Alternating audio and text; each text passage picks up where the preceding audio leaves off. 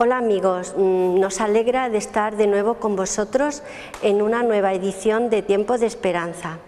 La semana pasada en el Auditorio Municipal de Alcázar de San Juan representaron una obra de teatro, la última sesión de Freud.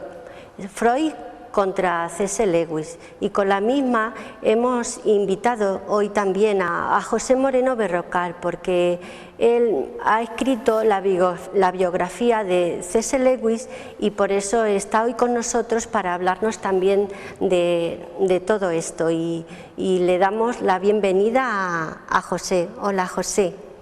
Pues nada, me alegro también de estar aquí de vuelta con vosotros para hablar un poco acerca de esta obra. Pues muchas gracias por acompañarnos. Ahora, para comenzar, vamos a ver un tráiler de la obra de teatro, de la última sesión de Freud.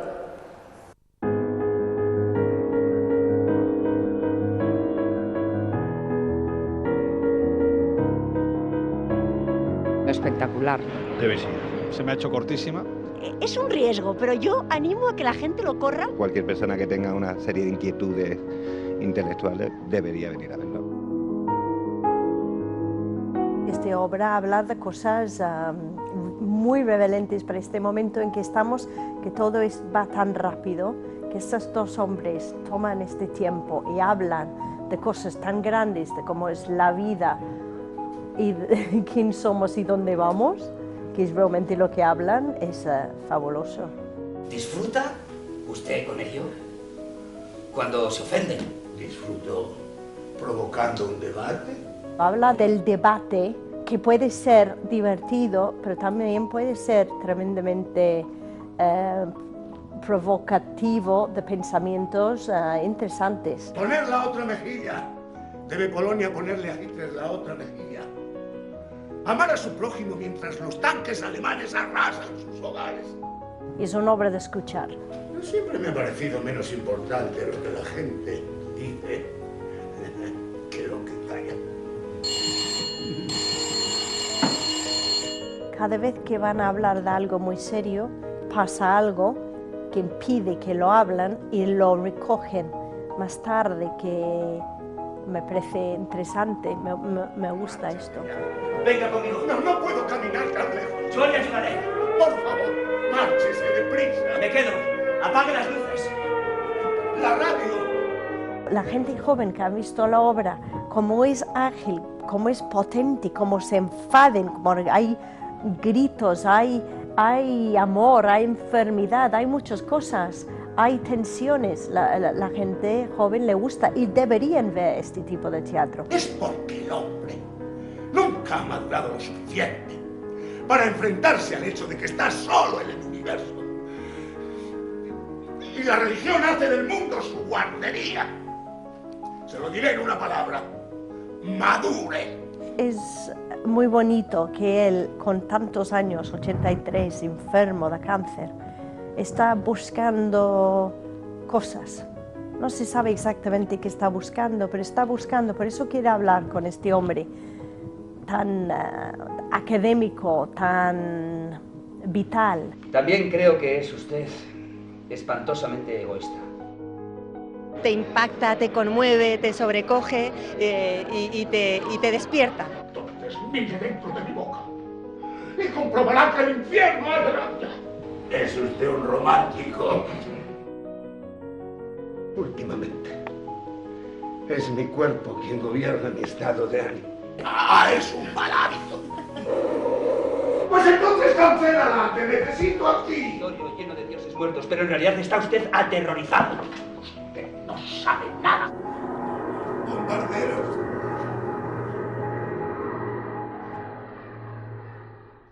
¿Qué te pareció, José, la obra de la última sesión de Freud? La verdad es que me ha gustado mucho. Había leído críticas acerca de esta obra y realmente pues responde a las expectativas que yo tenía acerca de la misma. El guión del neoyorquino Mark Saint-Germain es realmente fantástico. Y lo que es la puesta en escena por parte de esta directora británica, Tamsin Townsend, también está muy bien. incluso el vestuario, y por supuesto las interpretaciones de Elio Pedregal como Sigmund Freud y Eleazar Ortiz como C.S. Lewis, pues son realmente interpretaciones soberbias, por lo que estoy muy satisfecho con la obra que han hecho y yo la recomendaría a la gente que si tiene otra ocasión de verla, pues que acudieran al teatro. ¿Ocurrió realmente este encuentro entre Freud y Lewis? Realmente el encuentro es ficción. Está puesto un 3 de septiembre de 1939, que es una fecha importante, puesto que es el momento en el que el Reino Unido le declara la guerra a la Alemania nazi de Hitler, y está basado quizás en una entrada del diario del vienés, es decir, de Sigmund Freud, en la que dice que se iba a entrevistar con un profesor de la Universidad de Oxford. Entonces, desde ese punto de vista, bueno, pues el guionista Saint-Germain pues ha pensado que quizás se pudo dar un diálogo o un encuentro entre Freud y Lewis, pero es obviamente una ficción, no sabemos, no podemos estar seguros a ciencia cierta de que ellos llegaran a encontrarse. Lo que sí es seguro es que Saint-Germain, el guionista, pues ha leído un libro que es excelente, que es La cuestión de Dios, un libro que está escrito por un profesor de la Universidad de Harvard, que se llama Nicoli, en el que pues habla del pensamiento de Freud y también del pensamiento de C.S. Lewis, y lo que hace es una confrontación entre ambos pensamientos. Pues bien, este libro, La cuestión de Dios, pues es el fundamento del guión. Uno, cuando ha leído el libro y puede también ver esta obra de teatro, pues se da cuenta realmente de cómo ha bebido de esta fuente fundamental, que es este libro, La cuestión de Dios. ¿Refleja realmente en la obra el pensamiento de Freud y de Lewis? Yo creo que sí, que lo refleja perfectamente. Es una de las cosas que más me han impactado cuando estaba escuchando los argumentos de Freud, los argumentos de Lewis. No hacía más que pensar cómo de una manera muy exacta, muy precisa, están argumentando conforme a sus propios escritos. En ese sentido, pues creo que es un gran acierto el haber intentado llevar, pues por medio de esta obra teatral, lo que es el pensamiento de estos grandes hombres y pensadores del siglo pasado. Están hablando de muchísimas cuestiones que son de perenne actualidad en todo momento para nosotros, como puede ser el amor, como puede ser el sexo, como puede ser el problema del dolor, también el problema de la muerte, si la vida tiene sentido, y sobre todo nos están hablando de algo que es fundamental, si existe o no existe Dios. Y yo creo que es aquí donde hay una gran relevancia en lo que estuvimos viendo el otro día en el auditorio municipal. En ese sentido, pues es muy curioso darse cuenta de cómo Lewis había sido un ateo, y parte de su ateísmo precisamente se había basado pues en las ideas del mismo Freud. Cuando se convierte C.S. Lewis al Evangelio, pues encontramos cómo él desarrolla una serie de argumentos a favor de la existencia de Dios, y él basa esos argumentos precisamente en examinar lo que un ateo tan conocido como Freud estaba diciendo a favor de negar la existencia de Dios. Entonces, la obra de Lewis pues es una respuesta a esos argumentos que Freud estaba trayendo contra la existencia de Dios. En ese sentido, la obra refleja perfectamente uno de los grandes argumentos, que es el argumento del deseo. Lo que venía a decir Freud es que, bueno, para muchas personas Dios sería como una especie de padre que está en el cielo y que de alguna manera pues nos protege. El ser humano se siente desamparado, desasistido, y necesita pues crear esta figura de Dios para que de alguna manera pues pueda seguir adelante en este mundo. Lo que hace C.S. Lewis es precisamente darle la vuelta a ese argumento y hacernos ver que de la misma manera que existen personas que puedan desear que Dios exista, también existen personas que pueden desear que Dios no exista. Y de hecho C.S. Lewis lo que viene a decirnos es que él era una de esas personas. En ese sentido, pues me gustaría que pudiéramos leer las palabras exactas del guión, porque son muy interesantes, y dice así Lewis en una parte de la obra, estoy citando como digo este guión, dice: nada odiaba tanto como el que me dijeran lo que tenía que hacer. En eso consistió la maravillosa atracción del ateísmo. Satisfacía mi deseo de que me dejaran en paz. El Dios de la Biblia es un matón entremetido. Entonces lo que está diciendo sencillamente C.S. Lewis es que de la misma manera que alguien puede desear que Dios exista, también hay personas, y él es un ejemplo, que dicen, bueno, pues yo deseaba que Dios no existiera, en ese sentido pues no he querido creer en Él. Esto resulta muy curioso porque precisamente el apóstol Pablo, cuando escribe en la epístola a los Romanos, en el primer capítulo, pues desarrolla un argumento justamente en este sentido. Dice que el ser humano por naturaleza reprime el conocimiento de Dios. Esa, por cierto, es una palabra muy freudiana, ¿no? El reprimir. Y lo que hace el ser humano es que se da cuenta cómo es Dios y no le gusta cómo es Dios. Y entonces lo que hace es sustituir ese conocimiento de Dios que está dentro de cada uno de nosotros, que es innato, por una idea falsa o por un rechazo de Dios. Por tanto, este es un argumento fundamental, ¿no? Darnos cuenta de que sería pues como una carretera que tiene dos carriles y que de la misma manera que hay gente que desea que Dios existe, hay gente que desea que Dios no exista. Entonces no podemos decidir nada simplemente por deseos. Esto es lo que nos viene a decir C.S. Lewis. Ese argumento es interesante, me parece a mí, pero hay otro argumento que también aparece en la obra y que me gustaría que pudiéramos hacernos eco del mismo, y me gustaría nuevamente que pudiéramos hacerlo a la luz de las palabras mismas de C.S. Lewis, y es el argumento que tiene que ver con el hecho de que existe un mundo, el mundo en el que nos encontramos es un mundo injusto y cruel, y el ateísmo pues muchas veces nos dice, bueno, ¿cómo puede haber un Dios bueno en el cielo, un Dios todopoderoso, si resulta que hay un mundo como este, tan lleno de injusticias, ¿no? ¿Cómo no impide Dios ese tipo de mal? Y entonces esto es lo que dice C.S. Lewis, que me parece muy interesante. Mi argumento en contra de Dios era que el universo parecía tan injusto y cruel. Pero, ¿cómo había yo adquirido esta idea de lo que era justo y lo que era injusto? Un hombre no dice que una línea está torcida a menos que tenga una idea de lo que es una línea recta. ¿Con qué estaba yo comparando este universo cuando lo llamaba injusto? Si todo el tinglado era malo y sin sentido de la A a la Z, por así decirlo, ¿por qué yo, que supuestamente formaba parte de este tinglado, me encontraba reaccionando tan violentamente en su contra? Un hombre se siente mojado cuando cae el agua porque el hombre no es un animal acuático. Un pez no se sentiría mojado. Por supuesto que yo podía haber renunciado a mi idea de la justicia diciendo que esta no era más que una idea privada mía. Pero si lo hacía, mi argumento en contra de Dios se derrumbaba también, ya que el argumento dependía de decir que el mundo era realmente injusto y no simplemente que no satisfacía mis fantasías privadas. Así, en el acto mismo de intentar demostrar que Dios no existía, en otras palabras, que toda la realidad carecía de sentido, descubrí que me veía forzado a asumir que una parte de la realidad, específicamente mi idea de la justicia, estaba llena de sentido. En consecuencia, el ateísmo resulta ser demasiado simple. Si todo el universo carece de significado, jamás nos habríamos dado cuenta de que carece de significado. Del mismo modo que si no hubiera luz en el universo y por lo tanto ninguna criatura tuviese ojos, jamás habríamos sabido que el universo estaba a oscuras. La palabra oscuridad no tendría significado.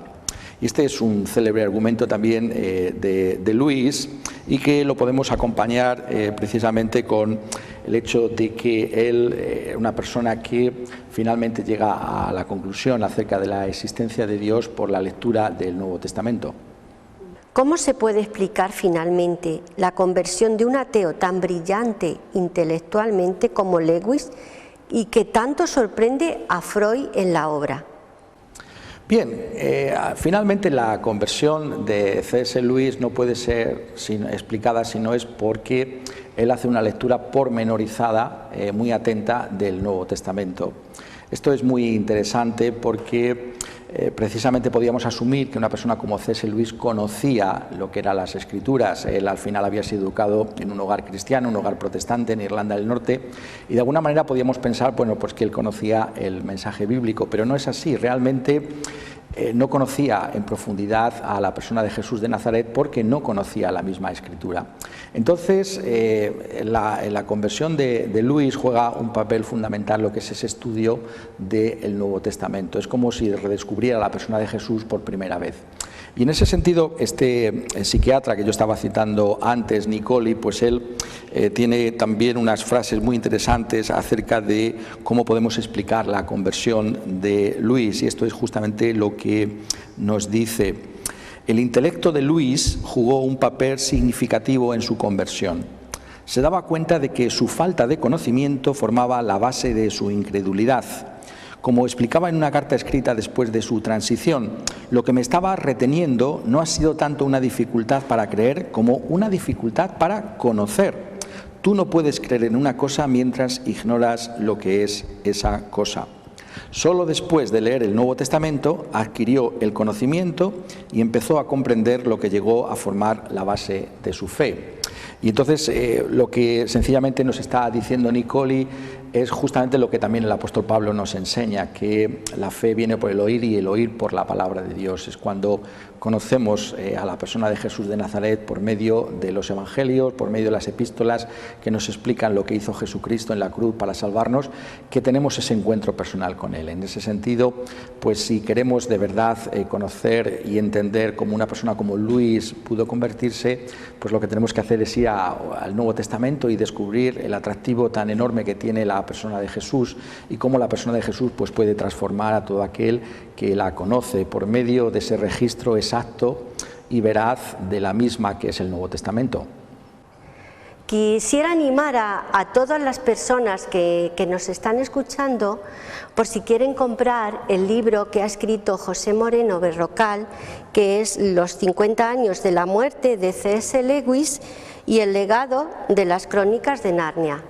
Y este libro lo pueden encontrar online o también pueden pedirlo en la página web de la editorial Andamio, que está en Barcelona, que es www.publicacionesandamio.com, o también pueden venir a la iglesia, que allí lo tenemos, y poderlo comprar. Y ahora le quiero pedir por último a Pepe que si quiere añadir algo más acerca del libro o de la obra de teatro. Bueno, yo quisiera que todos los que nos están viendo pues pensaran en uno de los argumentos de Luis que él desarrolla, y es el siguiente. Jesús, ¿qué pensáis que es Jesús? ¿Era un loco, un mentiroso o el Hijo de Dios? Luis nos viene a decir que solamente hay estas tres opciones. Entonces cada uno de nosotros tiene que definirse con respecto a la persona de Jesús y pensar si era un loco, si era un mentiroso o verdaderamente es quien dijo ser, el Hijo de Dios. Yo animaría también, como decía anteriormente, bueno, si hay una ocasión de ver esta obra, pues que aprovechéis para hacerlo.